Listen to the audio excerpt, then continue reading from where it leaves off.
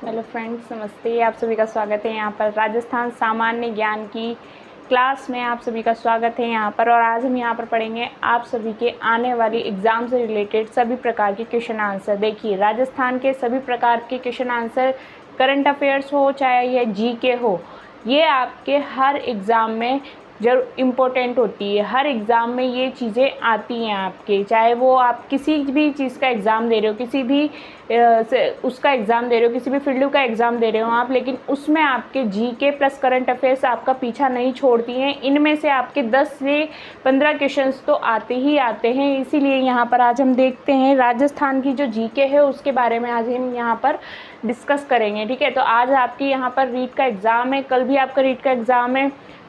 आप सभी को रीट के एग्ज़ाम की जिनका आज है उसको बेस्ट ऑफ लक, और जिनका कल है उसके लिए भी बेस्ट ऑफ लक। तो आप सभी अपने अपने टाइम से जा कर के और यहाँ पर एग्ज़ाम की अच्छे से तैयारी करना। ठीक है, मतलब एग्ज़ाम सभी का अच्छा हो उसके लिए यहाँ पर बेस्ट ऑफ लक सभी को। आप सभी को बेस्ट ऑफ लक हमारी तरफ से। ठीक है, तो यहाँ पर हमारा जो फर्स्ट क्वेश्चन है उसको देखते हैं। राजस्थान का जो जीके का प्रथम क्वेश्चन है उसको देखा जाता है यहाँ पर। सहरिया जाति की कुल देवी कौन सी माता है? सहरिया जाति है राजस्थान में सबसे ज़्यादा सहरिया जाति किस ज़िले में पाई जाती है? तो सभी को पता होना चाहिए कि राजस्थान में सबसे ज़्यादा किस ज़िले में पाई जाती है, कौन सी जाति है सहरिया जाति, किस ज़िले में पाई जाती है? तो ये पाई जाती है बारां में। ठीक है, बारां कहाँ पर आता है? तो यह हाड़ौती का एक क्षेत्र है। हाड़ौती में कौन कौन से क्षेत्र आते हैं? हाड़ौती के क्षेत्र में 4 क्षेत्र आते हैं, 4 ज़िले आते हैं हाड़ौती में। ठीक है, कौन कौन से आते हैं? एक हो गया कोटा, दूसरा हो गया बारां, तीसरा हो गया झालावाड़ और चौथा कौन सा हो गया? बूंदी। ये 4 ज़िले होते हैं जो कि हाड़ौती के क्षेत्र में आते हैं। हाड़ौती का एक क्षेत्र है बारां ज़िले में सबसे ज़्यादा कौन सी जाति निवास करती है? तो वहाँ पर निवास करती है सहरिया जाति। यहाँ पूछा है कि सहरिया जाति की कुल देवी किसे माना जाता है? सहरिया जाति की जो कुल देवी हैं उनको वो कौन सी देवी हैं? तो ये हो जाएगी कोडिया देवी। कौन सी माता है? कोडिया माता।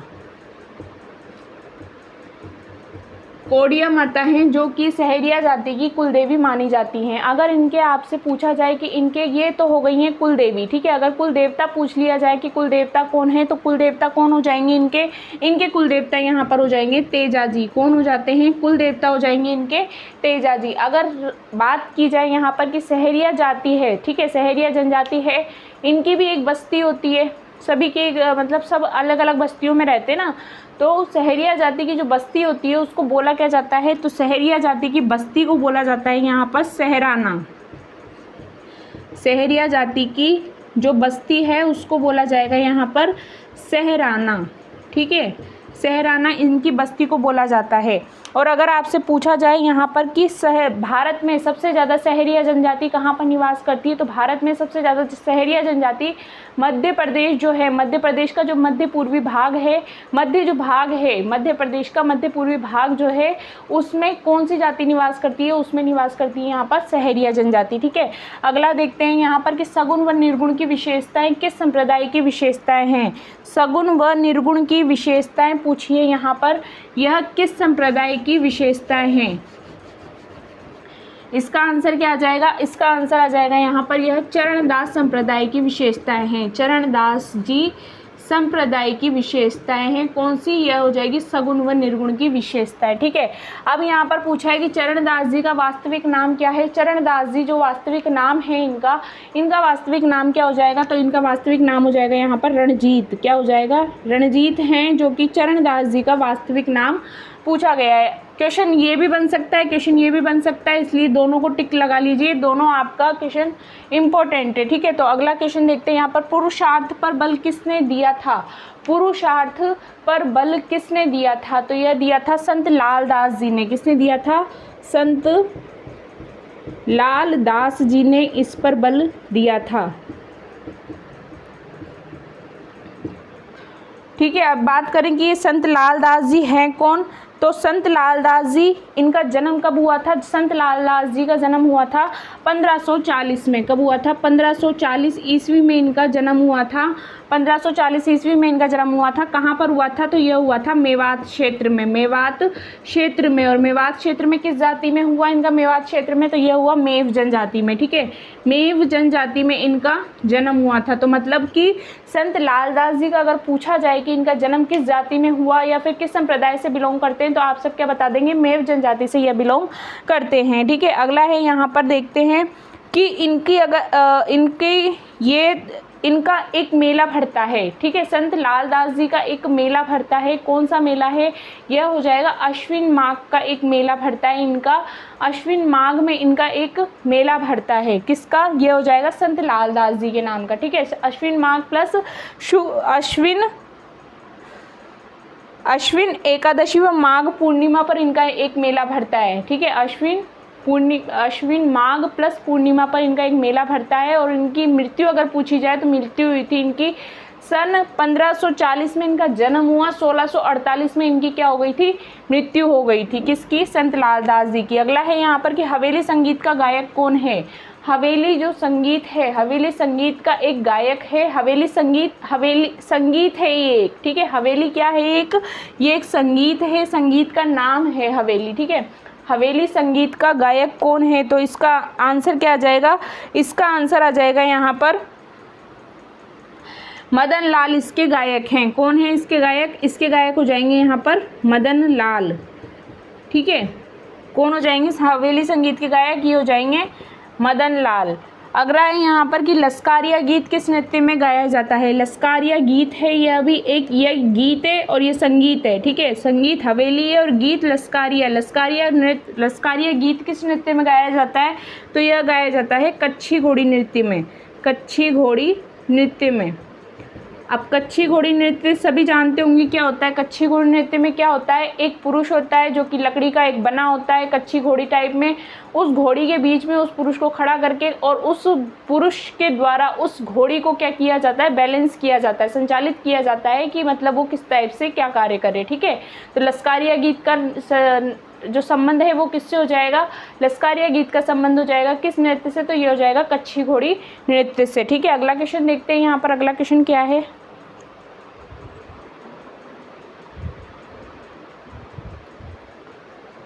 देखिए अगला क्वेश्चन देखते हैं यहाँ पर। हमारा अगला क्वेश्चन क्या है यहाँ का कि राजस्थान का कबीर किसे कहा जाता है? राजस्थान का जो कबीर है वो किसे कहा जाता है?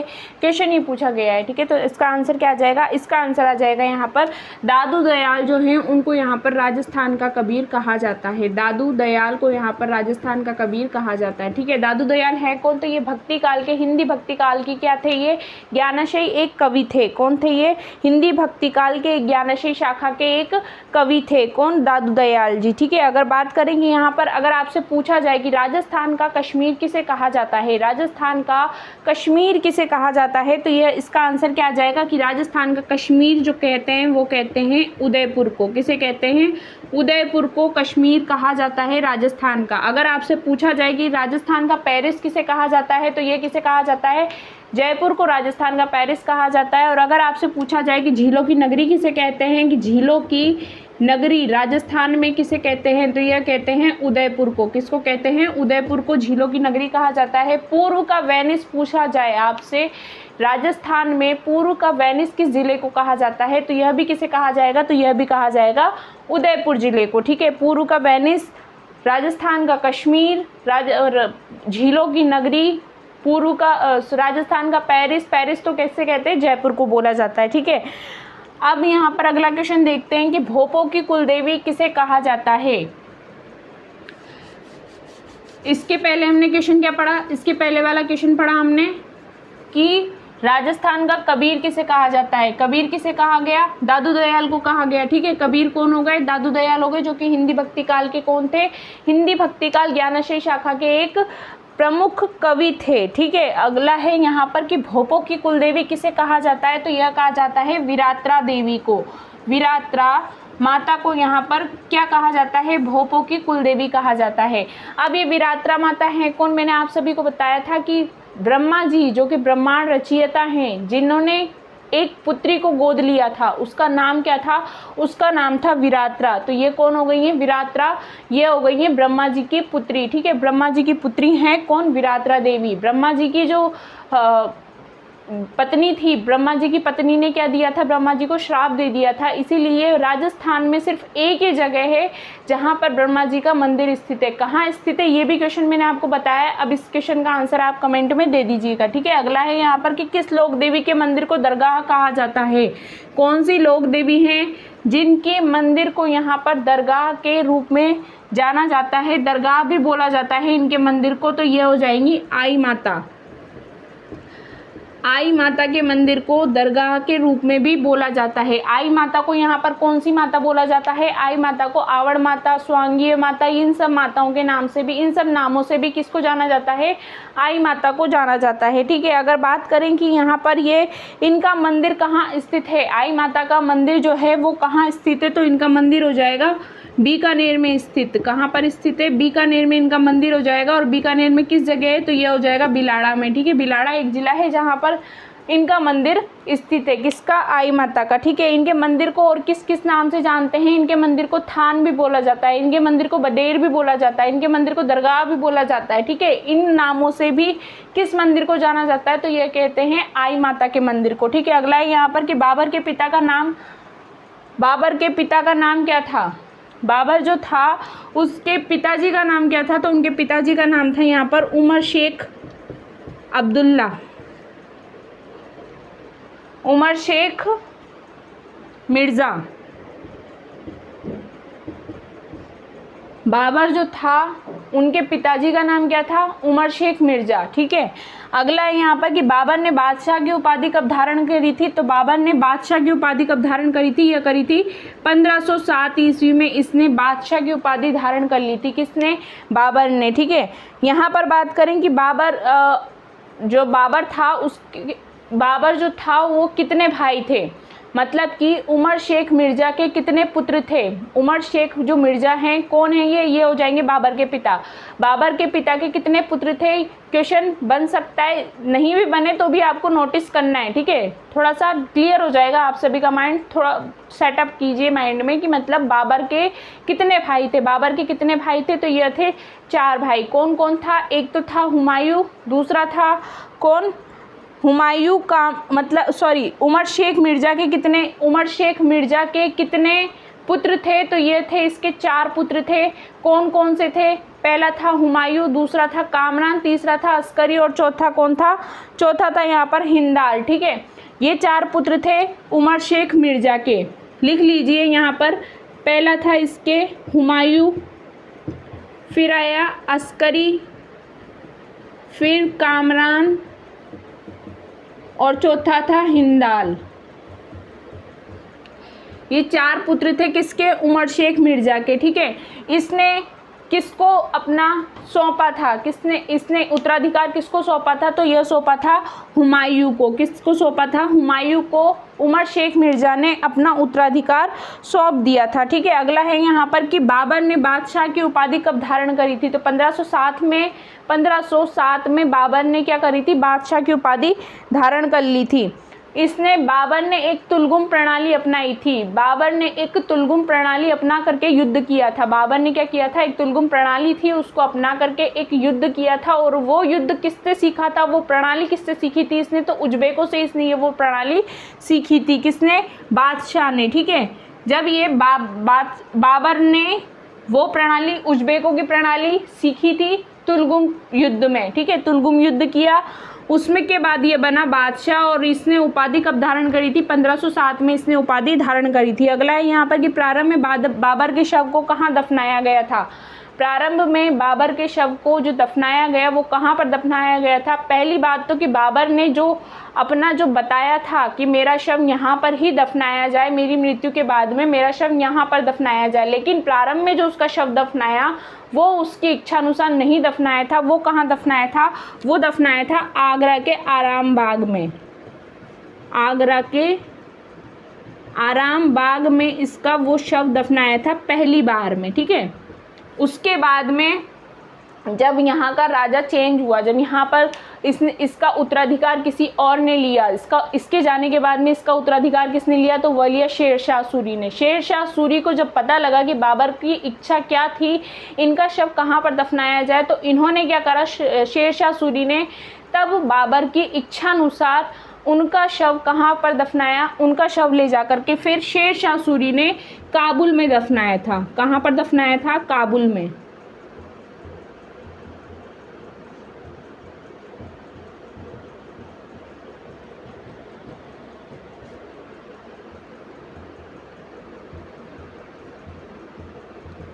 ठीक है, पहली बार कहाँ दफनाया? पहली बार दफनाया आगरा के आराम बाग में। दूसरी बार जब पता लगा कि इसकी इच्छा अनुसार, इसकी इच्छा क्या है, कहाँ दफनाना चाहिए इसके शव को, क्या थी इनकी इच्छा, तो इनकी इच्छा थी कि मेरा शव काबुल में दफनाया जाए। और काबुल में किसने दफनाया? तो यह दफनाया गया शेर शाह सूरी के शासन में इनका शव वहाँ पर दफनाया गया था। ठीक है, अगला क्वेश्चन देखते हैं। यहाँ पर अगला क्वेश्चन क्या है?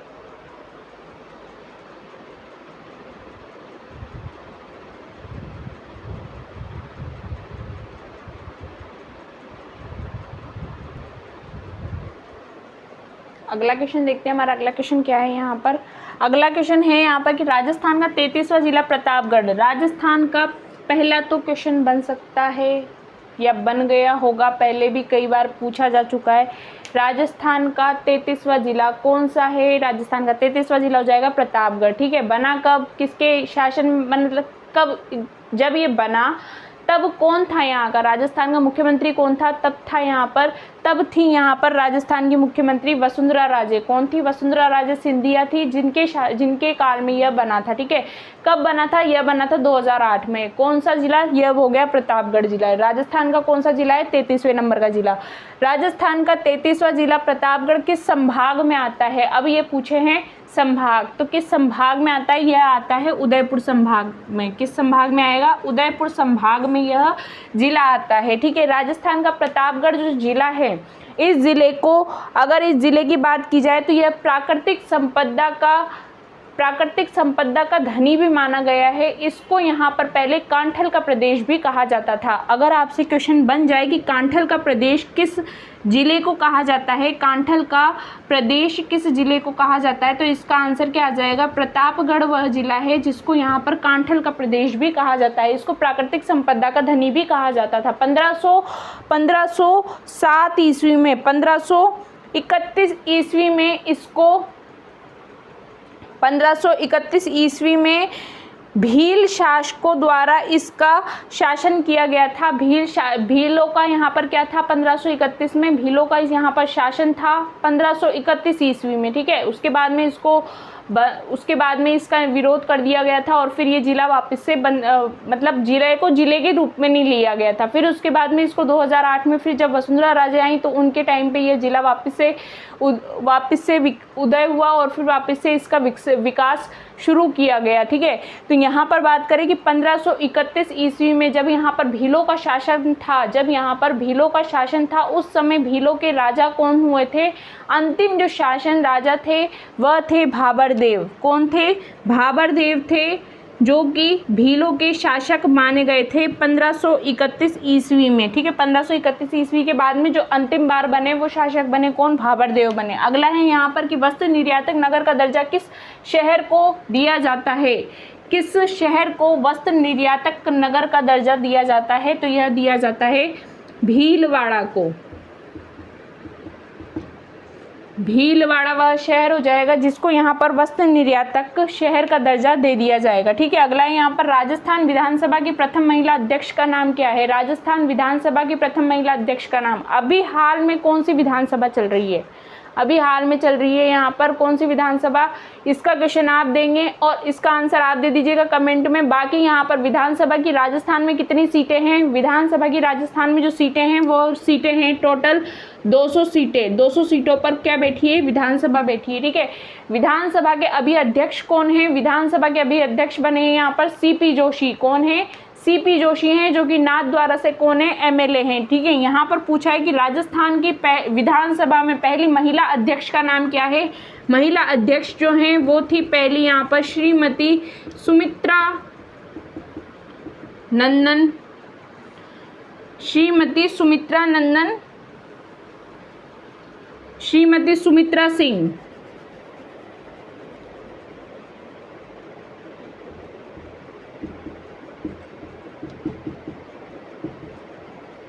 श्रीमती सुमित्रा सिंह थी, जो कि राजस्थान की पहली महिला अध्यक्ष बनी थी। कहाँ की? विधानसभा की। किस जिले से बिलोंग करती थी? यह करती थी झुंझुनू जिले से। किस जिले से करती थी? झुंझुनू वह जिला है जहाँ से ये बिलोंग करती थी। कौन? श्रीमती सुमित्रा सिंह जी बिलोंग करती थी। कहाँ से? झुंझुनू जिले से। राजस्थान का एक जिला है झुंझुनू, जहाँ पर श्रीमती सुमित्रा सिंह जी विधानसभा से अध्यक्ष बनी थी। इन्होंने 1957 में टिकट जीता। लगातार इन्होंने 1957 में अखिल भारतीय कांग्रेस की तरफ से टिकट जीता। टिकट पर ये क्या किया इन्होंने? जीतकर पहली बार विजय हासिल करी। उसके बाद में लगातार 4 बार ये झुंझुनू से क्या बनी थी? झुंझुनू से ये विधायक रही हैं लगातार 4 बार। फिर उसके बाद में जब 4 बार ये लगातार विधायक बनी, उसके बाद में ये किस और बढ़ी? तो ये बढ़ी विधानसभा की तरफ, और विधानसभा में ये पहली बार ये महिला अध्यक्ष बनी थी। ठीक है, अगला है यहाँ पर कि राज्य का सबसे आर्द्र जिला कौन सा है? राज्य का सबसे आर्द्र जिला कौन सा हो जाएगा? तो यह हो जाएगा झालावाड़ जिला। झालावाड़ वह जिला है जो कि राजस्थान का सबसे आर्द्र जिला बताया गया है। आर्द्र भूमि दिवस कब आता है? ये भी मैंने बता रखा है कि आर्द्र भूमि दिवस कब मनाया जाता है। तो यह मनाया जाता है, भारत में मनाया जाता है। विश्व आर्द्र भूमि दिवस कब मनाया जाता है? तो यह मनाया जाता है 2 फरवरी को। कब मनाया जाता है? 2 फरवरी को विश्व आर्द्र भूमि दिवस मनाया जाता है। प्रतिवर्ष विश्व आर्द्र भूमि दिवस अगर पूछा जाए कब मनाया जाता है, तो 2 फरवरी को इसको मनाया जाता है। यहाँ बात करें कि 2022 में जब मनाया गया इसको, तो इसकी थीम क्या थी? 2022 में जब इसको मनाया गया तो इसकी थीम क्या बनी थी? इसकी थीम बनी थी यहाँ पर wetland action for peoples and nature. Wetland action for peoples and nature.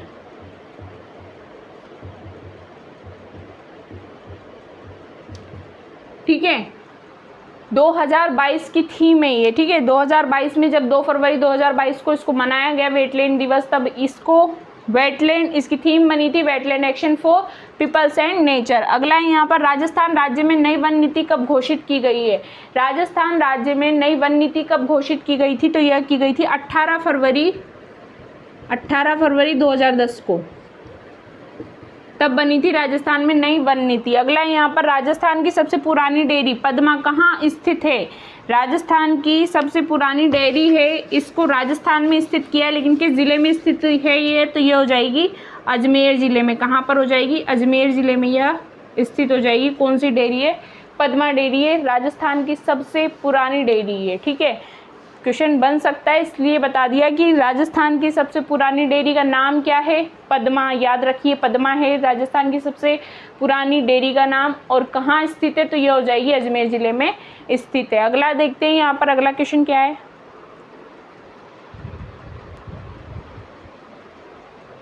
अगला क्वेश्चन देखते हैं। अगला क्वेश्चन क्या है कि राजस्थान के किस क्षेत्र में कछारी मृदा पाई जाती है? कौन सी मृदा है? कछारी मृदा है, जो कि राजस्थान के किस शहर में पाई जाती है? किस क्षेत्र में पाई जाती है? क्वेश्चन ये पूछा है किस क्षेत्र में कछारी मृदा पाई जाती है। तो इसका आंसर क्या आ जाएगा? इसका आंसर आ जाएगा यह किस क्षेत्र में पाई जाती है? तो यह पाई जाएगी पूर्वी क्षेत्र में। कहाँ पर पाई जाती है? यह पाई जाती है पूर्वी क्षेत्र में कछारी मृदा पाई जाती है। कछारी मृदा को और कौन सी मृदा के नाम से जाना जाता है? कछारी मृदा को यहाँ पर दोमट मृदा के नाम से, जलोढ़ मृदा के नाम से, या फिर इसको यहाँ पर दोमट मृदा, जलोढ़ मृदा या फिर बांगर की मृदा के नाम से इसको जाना जाता है, जो कि उर्वरता के लिए, फसलों की उर्वरता के लिए यह काफ़ी अच्छी मानी जाती है। कौन सी मृदा है? कछारी मृदा है, जो कि कहाँ पाई जाती है? यह पाई जाती है पूर्वी क्षेत्र में। ठीक है, अगला है यहाँ पर कि मूंगफली की फसल के लिए सबसे अच्छी भूमि कौन सी होती है? मूंगफली की जो फसल उगती है उसके लिए सबसे अच्छी भूमि कौन सी होती है? यह होती है हल्की बलुई भूमि। हल्की बलुई भूमि होती है, जो कि मूंगफली की फसल के लिए सबसे अच्छी भूमि मानी जाती है, जिसका पीएच मान अगर पूछा जाए कि पीएच मान इसका कितना होता है, हल्की बलुई भूमि का अगर पीएच मान बोला जाए, आपसे पूछा जाए तो कितना बता देंगे? 6.0 से 6.5 इसका पीएच मान होना चाहिए। उस भूमि पर मूंगफली की जो फसल है वो अच्छे से पनप सकती है। ठीक है, अगला है यहाँ पर कि राज्य और केंद्रीय कर और लेवी योजना की छूट किस केंद्रीय मंत्रालय से जुड़ी है? कौन सी है? राज्य और केंद्रीय कर, ठीक है, और लेवी की योजना की छूट है किस केंद्रीय मंत्रालय से जुड़ी है? तो ये जुड़ी है वाणिज्य व उद्योग मंत्रालय से, वाणिज्य व उद्योग केंद्रीय मंत्रालय से।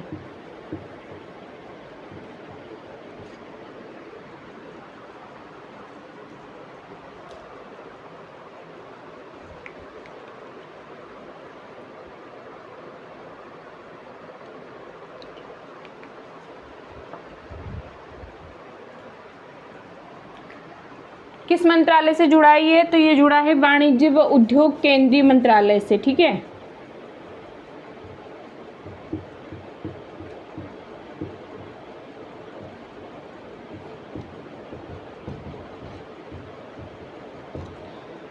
अब बात करें कि इस मंत्रालय का अर्थ क्या है, मतलब कि इस योजना का अर्थ क्या है, कौन सी योजना है? केंद्रीय कर और लेवी योजना का अर्थ क्या है? तो इसका अर्थ हो जाएगा यहाँ पर किस चीज़ को बढ़ावा देने के लिए है ये? तो ये हो जाएगा निर्यात को बढ़ावा देने के लिए, कपड़ों का जो उद्योग है उसको, कपड़ों का जो रोजगार है उसको बढ़ावा देने के लिए इस योजना की शुरुआत की गई थी। कौन सी योजना है? योजना का नाम है केंद्रीय कर और लेवी योजना, ठीक है। इस योजना का उद्देश्य क्या है? निर्यात को बढ़ावा देना प्लस कपड़ों के जो रोजगार हैं उसको बढ़ावा देने के लिए यह वाणिज्य व उद्योग केंद्रीय मंत्रालय ने इसको शुरू किया था, ठीक है। अगला है यहाँ पर कि कौन सा भारतीय राज्य टाइम पत्रिका के वर्ल्ड्स 50 ग्रेटेस्ट प्लेस ऑफ 2022 में शामिल किया गया है? ऐसा कौन सा भारतीय राज्य है जो कि टाइम पत्रिका के वर्ल्ड्स 50 ग्रेटेस्ट, ये ग्रेटेस्ट है, ग्रेटेस्ट प्लेस ऑफ 2022 में शामिल किया गया है उस राज्य को? तो ये कौन सा राज्य हो जाएगा? यह हो जाएगा केरल। केरल वह राज्य हो जाएगा जो कि इस टाइम पत्रिका में शामिल किया गया है, ठीक है। टाइम ने बताया है कि केरल विश्व का वो खूबसूरत शहर है जहां पर हर प्रकार की फैसिलिटी उपलब्ध है, ठीक है। हर प्रकार की सुविधा वहां पर उपलब्ध है, हर क्षेत्र में केरल जो है वो सबसे आगे है, ठीक है। यहाँ पर विश्व में यह बताया गया है किसके द्वारा? टाइम पत्रिका के द्वारा। टाइम पत्रिका ने बताया कि विश्व का सबसे खूबसूरत शहर जो है वो हो जाएगा, भारतीय जो शहर है वो हो जाएगा केरल, जिसमें अभी अहमदाबाद जो शहर है उसको भी यूनेस्को विश्व धरोहर में शामिल कर लिया गया है। अहमदाबाद जो सिटी है उसको भी यहाँ पर यूनेस्को विश्व धरोहर में शामिल किया गया है। किसके अनुसार यह हुआ है? टाइम के अनुसार, टाइम पत्रिका के अनुसार। अगला है यहाँ पर कि भारत में अपना पहला मंकी पॉक्स का मामला किस राज्य में मिला था? भारत में भी अब यहाँ पर भारत में भी मंकी पॉक्स का चलने लग गया है, भारत में भी मंकी पॉक्स वायरस चल चुका है। तो यह जो मंकी पॉक्स का मामला आया, यह किस राज्य में सबसे पहले आया था? तो यह आया था केरल में। कहाँ पर आया था? केरल वह राज्य हो जाएगा जहाँ पर सबसे पहले मंकी पॉक्स का मामला सामने आया था। इसको यहाँ पर पुणे का एक इंस्टीट्यूट है, कौन सा है?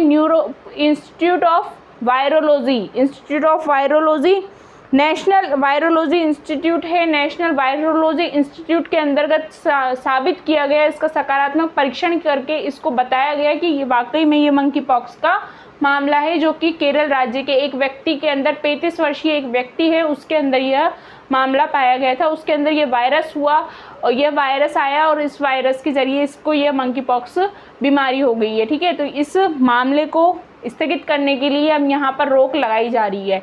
इसको पुणे भेजा गया। इसका इंस्टीट्यूट कहाँ पर है? National virology institute. अगर आपसे पूछा जाए तो उसका आंसर क्या आ जाएगा? पुणे में यह स्थित है जहाँ पर मंकी पॉक्स के मामले जांचे जाते हैं, ठीक है। अगला क्वेश्चन की बात करें तो अगला क्वेश्चन कल की क्लास में देखते हैं। आज की क्लास में जितना है वो पढ़ लीजिए आप, जितना करवाया है। आपको इसकी PDF मिल जाएगी टेलीग्राम पर सभी जितने भी क्लासेस यहाँ से होती है सभी की PDF वहाँ टेलीग्राम पर अपलोड कर दी जाती है। तो आप सभी टेलीग्राम पर जा कर के PDF ले सकते हैं और वहाँ से सब्सक्राइब भी कीजिए, चैनल को सब्सक्राइब कीजिए, वीडियो को लाइक्स कीजिए, चैनल को सब्सक्राइब कीजिए और जितना हो सके उतना फ्रेंड्स से शेयर कर दीजिए, क्योंकि अभी शेयरिंग का टाइम है सभी के पास में। अभी सभी को ज़रूरत है करंट की, प्लस अपडेट होने की सभी को ज़रूरत है, ठीक है। अपडेट होने की सभी को ज़रूरत है। तो अभी क्योंकि एग्ज़ाम चल रहे हैं तो GK करंट ये सब नॉर्मल है, सभी के लिए ज़रूरी है। तो सभी क्लासेस को जो है वो शेयरिंग करते रहिए। सभी स्टूडेंट्स एक दूसरे को शेयर कर देंगे तो सभी के पास क्लासेस पहुंच जाएगी, सभी के लिए लाभदायक हो जाएगी। इसलिए कहा जा रहा है कि सभी अपने क्लास को देखिए, पीडीएफ लीजिए, पीडीएफ को शेयर कीजिए, पीडीएफ को अपने पास रखिए, क्लास को शेयर कीजिए, ठीक है। क्लास को शेयर कर दीजिए, लाइक कीजिए, सब्सक्राइब कीजिए और फ्रेंड्स को जितना हो सके उतना शेयर कर दीजिए। बाकी का अगर आपको वीडियो से रिलेटेड कोई दिक्कत है उसके लिए आप इस नंबर पे कॉल कर दीजिए, ठीक है। 7891098851 पर यहाँ पर कॉल कर दीजिए या फिर 8442042724 पर यहाँ पर कॉल कर दीजिए, ठीक है। इन दोनों से आपको जानकारी मिल जाएगी। इन दोनों नंबर पे आप कॉल करके संपर्क कर सकते हैं अगर आपको कोई दिक्कत है तो। बाकी तो आपको वीडियो से रिलेटेड कोई दिक्कत है तो उसके लिए आप कमेंट के ज़रिए भी बात कर सकते हैं, कमेंट के ज़रिए पूछ सकते हैं कि इस क्वेश्चंस में किस टाइप के क्वेश्चंस यहाँ पर पुटअप होते हैं, ठीक है। बाकी क्या आपके आज के रीट के एग्ज़ाम के लिए आप सभी को गुड लक एंड कल के लिए भी good luck, best of luck. और जो आएगा एग्ज़ाम का पेपर, जो एग्ज़ाम आएगा पेपर आएगा तो पेपर को यहाँ पर सॉल्यूशन भी करवा दिया जाएगा, ठीक है। बाकी कल तक के लिए नमस्कार, आज के लिए नमस्कार।